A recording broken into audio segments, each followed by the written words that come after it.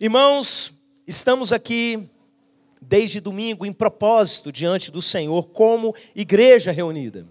Eu sei que nem toda a igreja está presente, mas eu sei, meus irmãos, que se uma parte da igreja recebe, todo o corpo também recebe, embora não mesmo na mesma proporção, não é? Mas todos, eu creio, vão desfrutar disso que está acontecendo aqui nesses dias. Quem está dormindo aqui na igreja, quem está passando parte do dia, quem está mergulhado mesmo de cabeça na semana de primícias, faz um barulho aí de glória, bem alto. Quem está vindo na sala de oração todo dia, faz outro barulho de glória aí. Glória a Deus. E você que não está vindo, deixa eu falar uma coisa para você que é solteiro. Até filmei na hora para poder mostrar. Nós oramos pelos solteiros hoje, para Deus desencalhar. E você não estava aqui. Brincadeiras à parte, oramos até pelas crianças, por todo mundo que vai se casar, mas a gente orou pelos encalhados também, tá bom?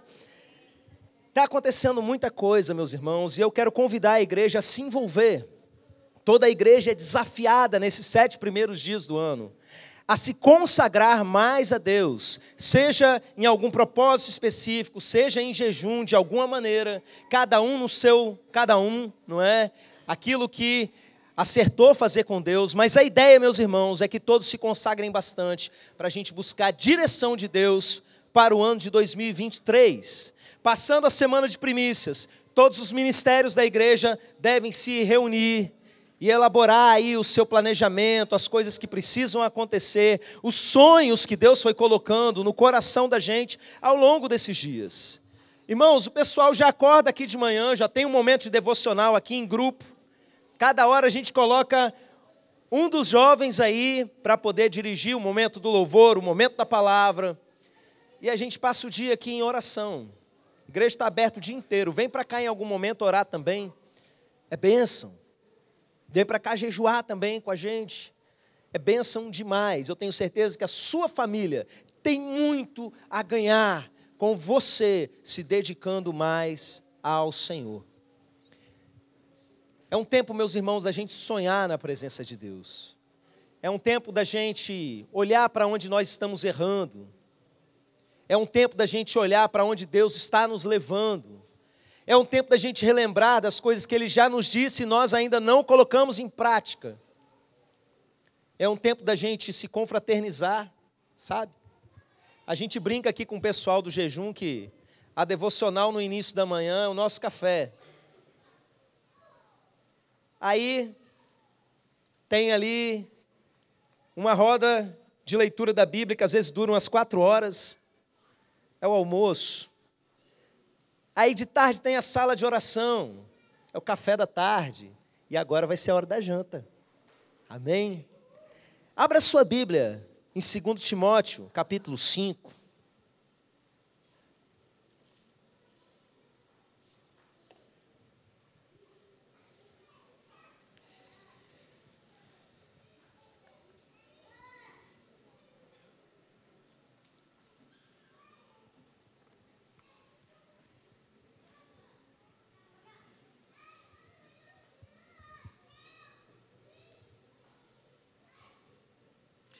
Você que já é da nossa igreja e tem disponibilidade, disposição para vir passar a noite aqui com a gente, sabe? O culto acaba e a gente fica um tempo aqui conversando, depois a gente brinca um pouco, depois a gente tem o nosso momento devocional, momento de palavra, momento de oração, vai dormir tarde da noite. Às vezes ainda rola um coral lá no quarto, né? Que eu escuto aqui de baixo, rola uns mistérios para lá. Tem sido muito edificante, meus irmãos. Se você tem a disponibilidade e a disposição, vem, porque é bênção demais. Abriram aí em 1 Timóteo, capítulo 5. Antes da gente ler o versículo, que vai nos alimentar nessa noite como um ponto de partida da mensagem.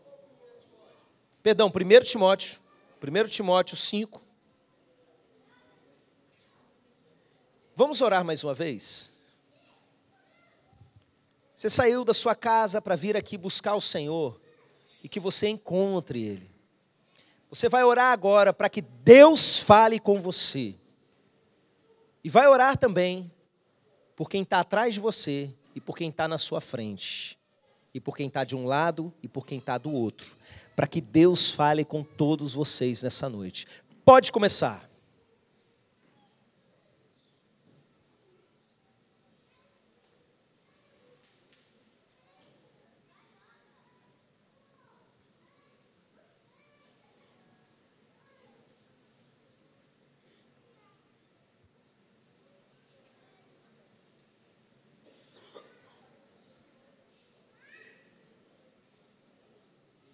Pai, ouve a oração do teu povo. Fala com eles, meu Deus. Fala com eles. Nós estamos aqui buscando direção do Senhor. E nós não queremos simplesmente saber o que o Senhor disse no passado, mas queremos entender o que o Senhor está dizendo para a gente hoje, agora, nesse momento, para as nossas vidas, para o dia de hoje, para o ano de 2023. Sacode a gente, ajusta, alinha, meu Pai. Que sejam dias de alinhamento com o Senhor. E tem misericórdia da minha vida nesse momento. Me sustenta, me dá força, me dá clareza e unção para anunciar tudo aquilo que o Senhor tem colocado no meu coração para essa noite. Para que tudo aquilo que o Senhor sonhou a respeito desse momento se cumpra. Abençoe os irmãos que estão na intercessão agora, clamando pelos outros irmãos e por mim. Flui através da vida deles, enche eles de fé, renova as forças deles, meu Pai, em nome de Jesus. Amém, amém. Vamos ler a palavra do Senhor em 1 Timóteo capítulo 5, vamos ler apenas o verso de número 23. Diz assim a palavra do Senhor. Não continues a beber somente água. Use um pouco de vinho, por causa do teu estômago e das tuas frequentes enfermidades. Amém. Meu Deus. O que vem daí? Será que o pastor agora, depois de ensinar a gente a não se embriagar com vinho, vai mudar e vai pregar que é para todo mundo não beber só água? O pessoal que está no jejum, então, hein? Misericórdia, está com um pouco de vinho aí na água, calma, que a gente vai entender.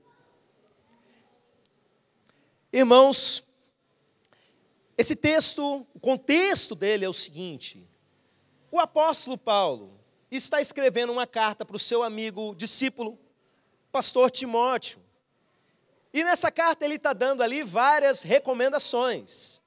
Ele está ensinando coisas a respeito da vida particular dele, da vida dele como pastor, como ministro do Evangelho. Ensina muitas coisas e chega num momento da carta que é um pouco mais íntimo. E que ele dá alguns conselhos bem particulares. E chega nesse conselho aqui que nós acabamos de ver. Ele fala, olha, por causa das suas enfermidades, não beba só água. Misture um pouco de vinho na água por causa do seu estômago. Uma vez a gente estava estudando esse texto aqui numa sala aqui em cima. E nessa época nós tínhamos na nossa igreja duas médicas, que é a doutora Sildemar e a doutora Elisângela. Estavam as duas lá. Aí eu virei e perguntei, lógico, não ia perder a chance, né? Vem cá, um vinho ajuda com problema no estômago? E as duas fizeram assim, ó, não. O que é isso? Não é? O que isso quer dizer? Há um tempo atrás eu vi um teólogo explicando a respeito do contexto que as pessoas viviam ali na região onde Timóteo vivia. E eles deram a seguinte explicação, que é uma das possibilidades, eu acredito que talvez vá por aí mesmo, que a água daquela região não era uma água de boa qualidade, era uma água que tinha alguns micro-organismos nela e causava doença. E era costume, isso tem registro na arqueologia, na historiografia, de que, na verdade, o álcool do vinho ajudava a esterilizar essa água, ajudava a purificar essa água. E por isso, as pessoas que tomavam essa água e tinham frequentes problemas de saúde, problemas no estômago, algo que era comum nessa região, eram aconselhadas a tomar o vinho misturado com água como uma forma de remédio. Irmãos, se é essa explicação ou alguma outra, não importa, porque o coração do texto é o seguinte: Paulo está mandando, basicamente, Timóteo tomar um remedinho para resolver o problema. E eu acho isso muito engraçado, e você também já deve estar entendendo por quê. Porque Paulo era um homem de milagre. Porque Paulo, por onde ele passava, deixava assim um rastro de milagre. E por que que do nada, ao invés dele virar e pegar e falar, passa o óleo, bota a mão e manda sair, bota a mão na sua barriga e fala, eu repreendo toda enfermidade em nome de Jesus. Ele vira e fala, toma um omeprazol aí, toma um remedinho para o seu estômago. Irmãos, tem situações, presta atenção nisso, que a resposta de Deus para nós não é o milagre que nós tanto desejamos. Você consegue entender isso? Eu me lembro, quando eu li o livro A Quarta Dimensão, do pastor Po Yong-cho, um pastor extremamente vivido no que diz respeito a mover no sobrenatural, com histórias de ressurreição de mortos. Ele ressuscitou o próprio filho pela oração. Respostas surpreendentes. E esse pastor, cheio do Espírito Santo, tão movido no milagre, às vezes ele chamava gente mais movida no milagre ainda para ir lá orar na igreja dele. E era impressionante, porque vinham aqueles evangelistas de cura, e iam orando pela igreja, e um monte de gente era curada, mas algumas pessoas permaneciam sem cura. E aí ele chamava outro evangelista de cura, o cara mais cheio da unção, mais história de milagre, e mais gente ainda era curada, e algumas pessoas continuavam a ser curadas, as mesmas pessoas. Eu já vivi isso na prática, várias vezes. E eu preciso dizer para você que essa não é uma mensagem contra milagre, muito pelo contrário. Irmãos, eu amo os milagres de Deus. Eu olho para os milagres que a Bíblia descreve e eu fico assim arrepiado mesmo, extasiado de ver o poder de Deus e pensando, nossa, como seria legal se eu estivesse ali na hora que as muralhas de Jericó caíram, na hora que o cego de nascença voltou a ver, na hora que Jesus saiu voando e foi para as nuvens, na hora que Jesus atravessou a parede, sabe? E eu fico ainda mais doido quando eu vejo um milagre acontecendo nos nossos dias. Quando eu estou presente no momento em que o milagre acontece, meus irmãos. Eu amo o agir sobrenatural de Deus. Eu me lembro, há poucos dias atrás eu estava lá na Cabana. E a Cabana, ela tem uma parte que é a escola de avivamento. E que trata justamente de ensinar a gente a respeito de coisas que acontecem no avivamento. E teve uma parte, meus irmãos, nessa última cabana, e que começaram as pessoas a serem curadas. Foi feita uma fila gigantesca, e a pastora Cirlei orando por um, orando por outro. E a gente viu coisas tremendas acontecerem. Um irmão, por exemplo, que não levantava o braço há mais de ano, por problema que tinha acontecido, que estava com um ligamento rompido lá no joelho, não podia jogar bola. E, de repente, ali ele orou. Agora vai lá, testa o braço, levanta. Agora vai para o chão, faz flexão. E o irmão fazendo. Na cabana que eu fui pela primeira vez, eu vi perna crescendo, meus irmãos. Eu amo o agir de Deus. Mas deixa eu te contar uma coisa. Quando eu estava no finzinho da fila, que eu vi que a fila estava acabando, eu falei, eu estou aqui mancando. Estava de muleta ainda, né? Eu vou para a viagem missionária na próxima semana. Eu vou perder a chance? Vou nada. Entrei lá na fila e estou eu lá. E a pastora foi, orou por mim, e vai. Agora, dá uma andada aí para ver, está doendo, pastor? Ora de novo. Orava, não foi por falta de fé, meus irmãos. E eu estava ali sedento mesmo, sabe? Por quê? Não é nem porque eu estava precisando tanto da cura. Entenda. Eu fui para os ribeirinhos com a perna do mesmo jeito. Mas porque eu amo ver milagre de Deus. Dá glória a Deus pelas maravilhas, sabe? E aí ela orou de novo. E aí, junta todo mundo aqui. E quem ainda estava lá, meus irmãos, foram uns 40. A Érica estava lá comigo, Jussiel também. Um monte de mãos segurando na minha perna. Quem não cabia na perna foi botando a mão na cabeça, no ombro, em tudo quanto é lugar. E todo mundo, naquele ambiente de fé, que a gente já tinha visto tudo quanto é milagre acontecendo, meus irmãos. Agora vai, pastor, anda. Eu tenho que falar a verdade, né? Não vou fingir. Aleluia, estou curado, joguei a muleta, né? E daqui a pouco eu saio Não, não aconteceu. E a gente precisa entender que certas respostas de Deus não são com milagres. Uma vez eu ouvi uma frase que eu queria que você guardasse para você. O que a lagarta precisa não é de um milagre, é de um processo. Eu vou repetir porque é profundo. O que a lagarta precisa não é de um milagre, é de um processo. Você entendeu, lagartinha de Jesus? Entendeu, lagartinha de Jesus? A lagarta precisa virar uma borboleta. Mas Deus não vai chegar e vai fazer assim, ó, voa agora. Estabeleceu um processo para que ela chegasse naquele resultado, meus irmãos. Eu olho, por exemplo, para as orações do apóstolo Paulo em todas as suas cartas, porque a gente vê no livro de Atos, ele sendo tremendamente movido em milagres. Mas quando a gente vai observar no dia a dia dele, descrito nas cartas, era um homem de intensa oração. Eu fico olhando ali para as orações de Paulo, o que ele fala para cada uma dessas igrejas que ele manda carta, eu fico pensando, esse homem não fazia mais nada da vida. Ele só orava, porque ele fala, manda carta para um e fala, eu faço menção de todos vocês na minha oração. E todos vocês é muita gente. Eu agradeço a Deus por todos vocês. E uma vez eu fui dar um treinamento para os líderes de célula da igreja, como liderar pela intercessão, como você interceder pelos seus liderados. E eu recortei, pedaço por pedaço, de todas as cartas de Paulo, que ele ora pelas suas ovelhas. E fiz tipo uma apostilinha assim para eles, só com essas orações. E você sabe o que eu descobri? O apóstolo Paulo, em momento algum, está pedindo um milagre para o povo. Assim como ele foi e mandou o irmão tomar remédio aqui, e não orou por milagre, ele ora por muitas coisas. Eu quero que você entenda que a igreja naquele contexto tinha problema como nós temos hoje. E eu vou contar para vocês como é a vida de uma igreja do ponto de vista de um pastor. Você sabia que nós temos várias famílias aqui passando por dificuldade, com crise no casamento?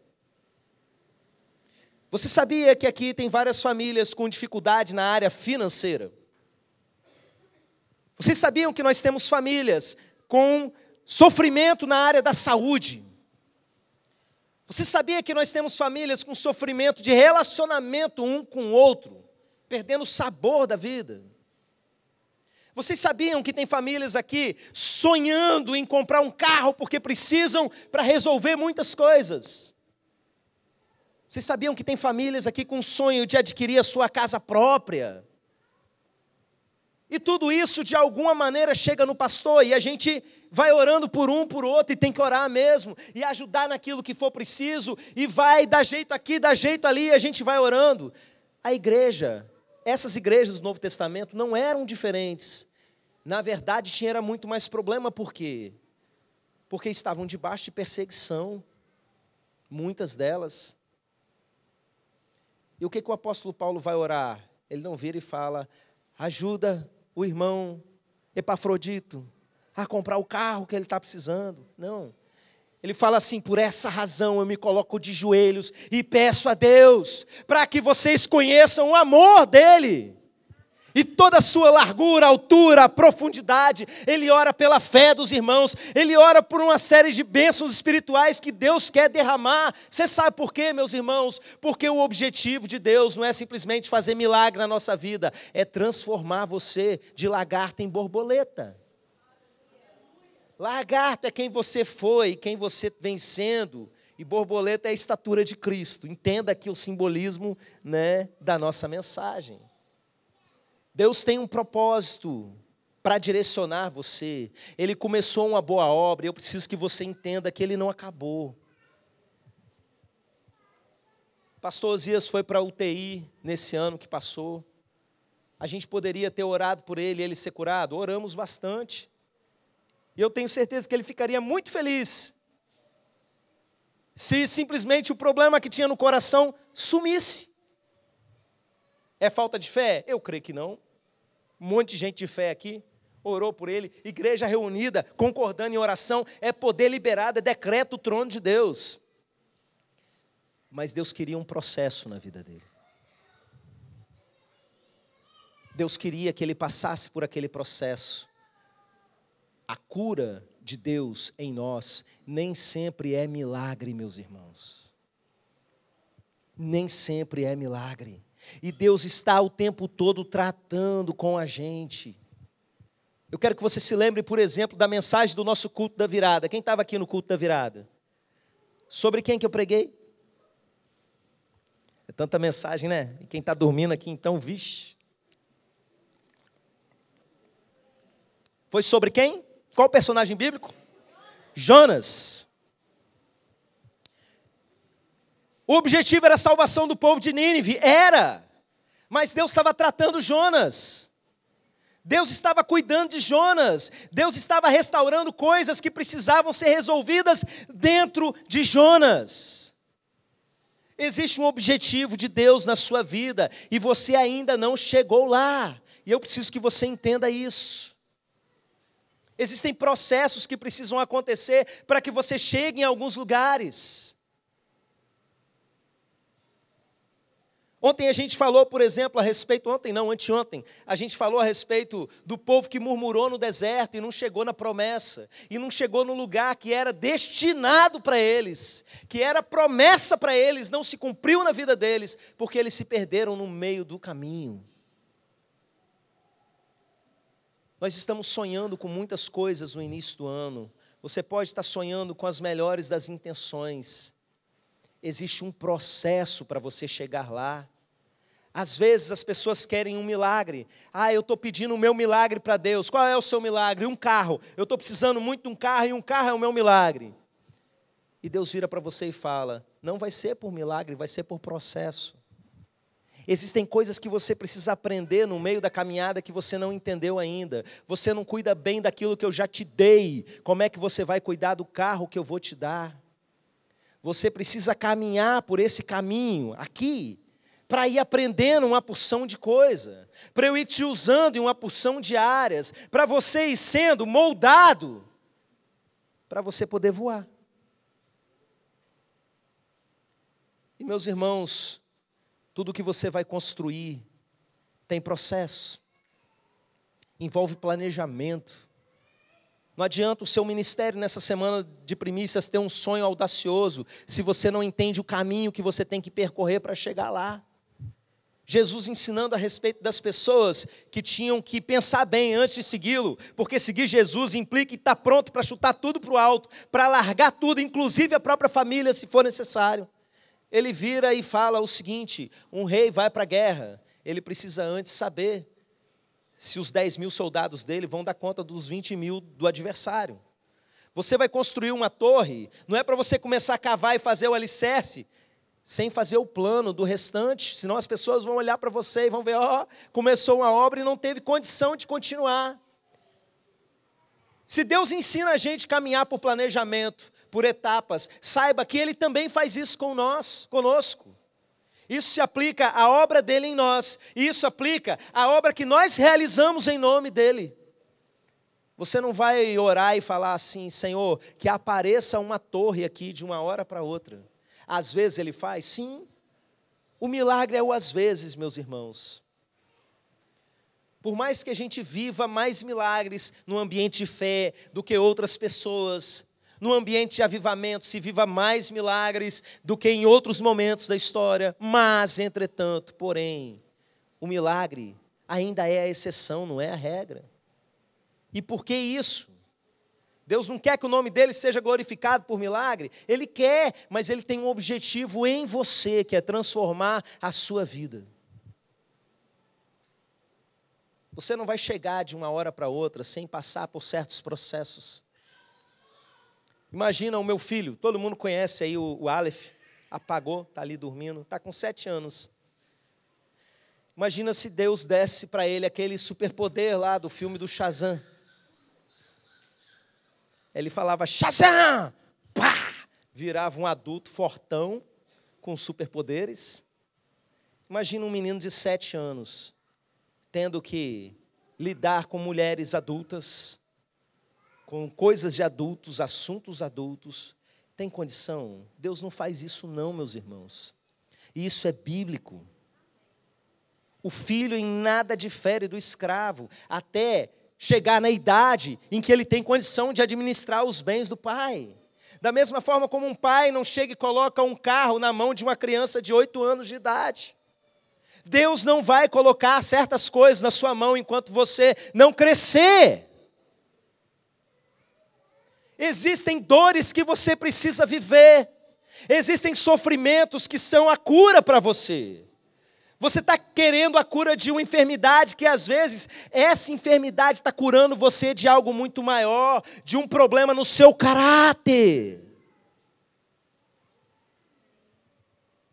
Tem coisas que você sonha todo ano e não conquista, sabe por quê? Porque não está vivendo o processo como deveria viver. E tem coisas que você talvez até esteja vivendo o processo, glória a Deus por isso, e vai continuar vivendo. E Ele vai continuar te dando respostas que não te tiram daquela situação. Eu olho, meus irmãos, para o próprio apóstolo Paulo. Ele mesmo enfrentando um problema de saúde, que ele diz, a saber, um anjo de Satanás, a me esbofetear, para que eu não me ensoberbecesse. E por 3 vezes eu pedi ao Senhor que o tirasse de mim. E qual foi a resposta que Deus deu? Só crente vai responder agora. Qual foi a resposta de Deus para Paulo? A minha graça te basta. E vem a segunda parte que para a gente é reveladora. Porque o meu poder se aperfeiçoa na fraqueza. Deus queria aperfeiçoar o apóstolo Paulo, que já estava sendo usado por Deus para escrever a Bíblia. E ainda tinha o que ser aperfeiçoado. Quem sou eu e você na fila do pão? Você tem muito que sofrer para ser aperfeiçoado. Paulo passava, os milagres o acompanhavam, mas ele precisava sofrer algumas coisas. Você precisa sofrer alguns processos no seu casamento, para Deus curar você de algumas coisas. Você precisa vencer alguns processos dentro da sua família, para você chegar em alguns lugares que Deus deseja te levar. É destino seu, é promessa de Deus na sua vida, mas não vai acontecer enquanto você não se submeter ao tratamento de Deus. Ele quer aperfeiçoar você. Ele queria aperfeiçoar Timóteo, claro. Se não tinha tirado essa dor dele sem precisar tomar remédio. Havia graça dele, de Deus também no processo. Havia graça de Deus no vinhozinho misturado com a água. Você tem dúvida disso?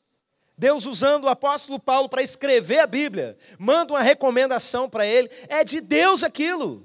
O caminho não é milagre, mas ainda é um caminho de Deus.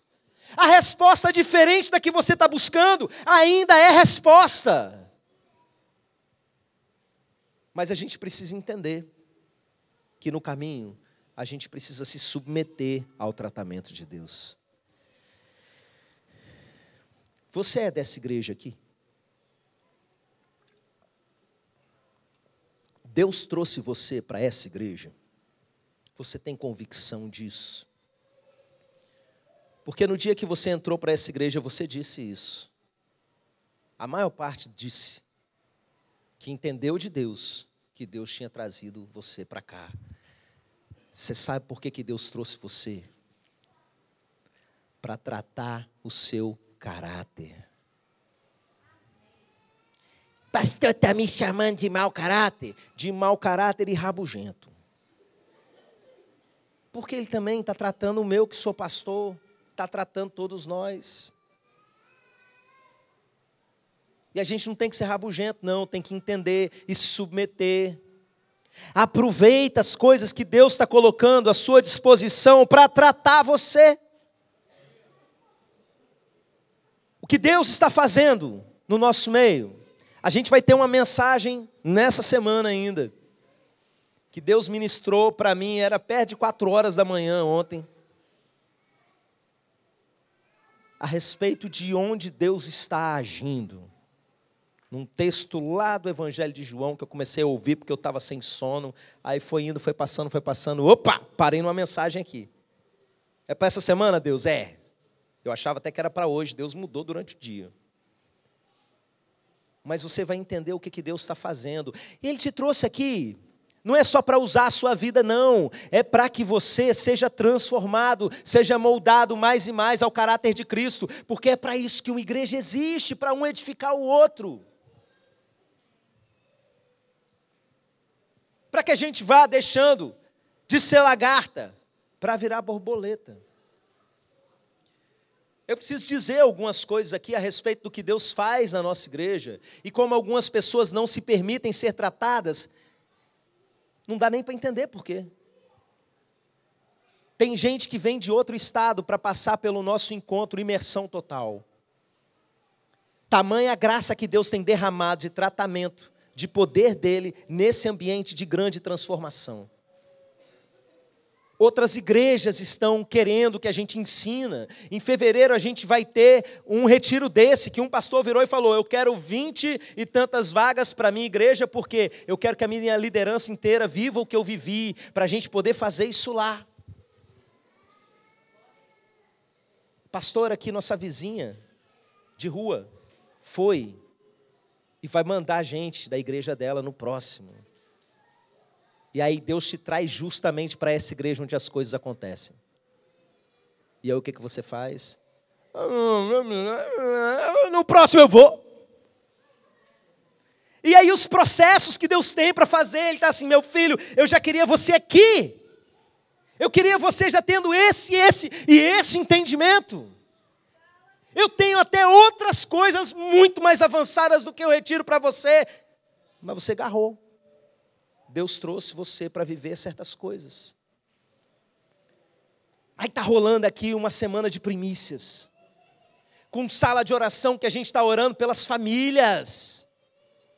E aí o crente não vem porque lá em casa minha família está ruim, está um clima ruim, estou nem com vontade de sair de casa. E o processo agarra. Aqui, meus irmãos, o processo não agarra por causa do judiciário, não. O judiciário nosso é perfeito. Ele tem o tempo dele que ele quer fazer. Agarra porque a gente é ruim. Agarra porque a gente não se submete ao processo. Se Deus está mandando você tomar água com o vinho misturado, ao invés de te curar, toma, criatura. Toma. Tenha o discernimento, tenha o entendimento, tenha a visão, o que Deus está fazendo comigo, quais são os processos.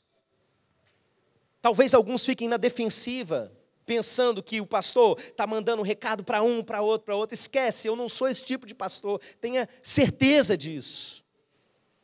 Eu quero que você entenda, quando os irmãos terminaram de orar por mim lá na cabana, a pastora Cirlei olhou na minha cara e falou assim, é processo, né, pastor? Aí eu olhei para ela e falei, é processo.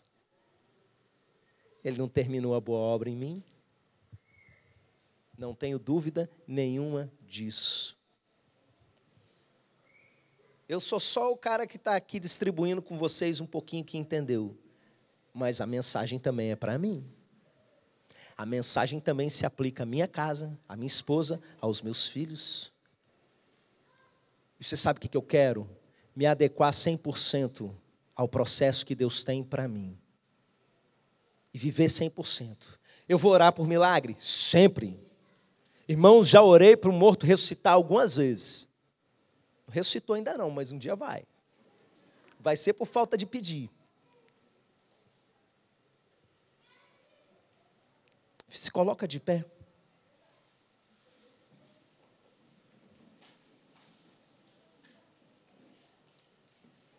Eu vou continuar orando por milagre. Mas quando a resposta não é milagre, meus irmãos, eu dou graças a Deus. Porque a graça de Deus no remédio. A Bíblia ensina para a gente que todo dom perfeito, toda boa dádiva, descende do Pai das luzes. Até quando vem de um ímpio, ele pensa que está vindo dele a boa coisa, mas na verdade está vindo do Pai das luzes. O nosso Pai Celestial. Eu quero convidar você agora a orar pelos processos da sua vida. Que você não seja aquele que embarreira os próprios processos, mas seja aquele que vive e vive até o fim. O que está impedindo a sua vida de andar para frente?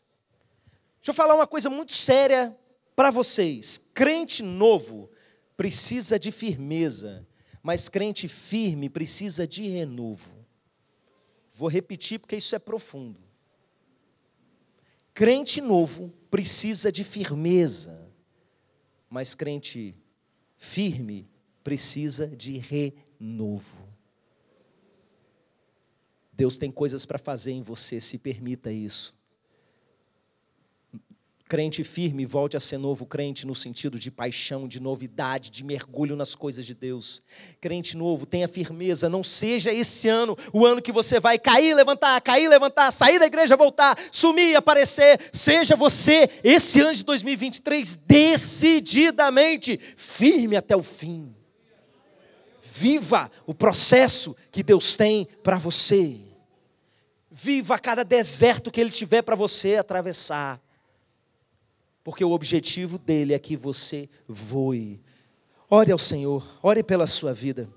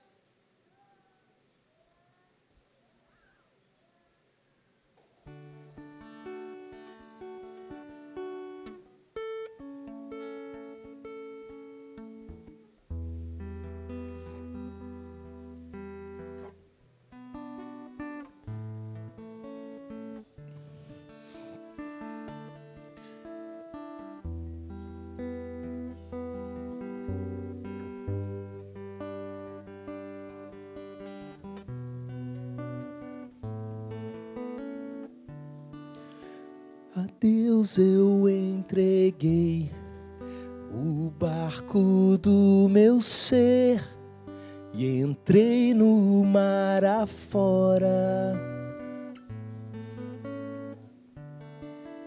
As ondas grandes vêm tentando me afastar pra longe da presença dele. A minha vida é do Mestre, meu coração é do meu Mestre, o meu caminho é do Mestre, minha esperança é meu Mestre. Na solidão da lida eu pude perceber o quanto Deus me ama. As ondas grandes vêm tentando me arrastar pra longe da presença dele. A minha vida é do Mestre, meu coração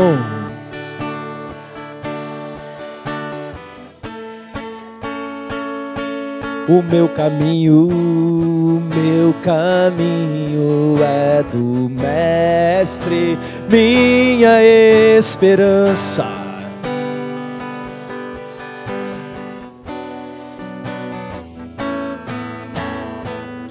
Os meus processos são pro Mestre,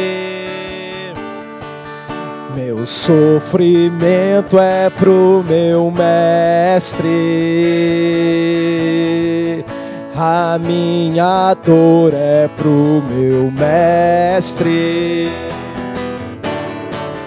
minha vitória é pro meu Mestre. A minha vida é do Mestre, meu coração é do meu Mestre. O meu caminho é do Mestre, minha esperança.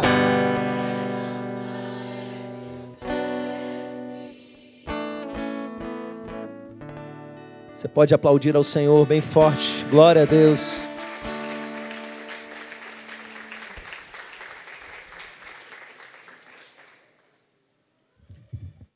Vamos orar, encerrando o nosso culto.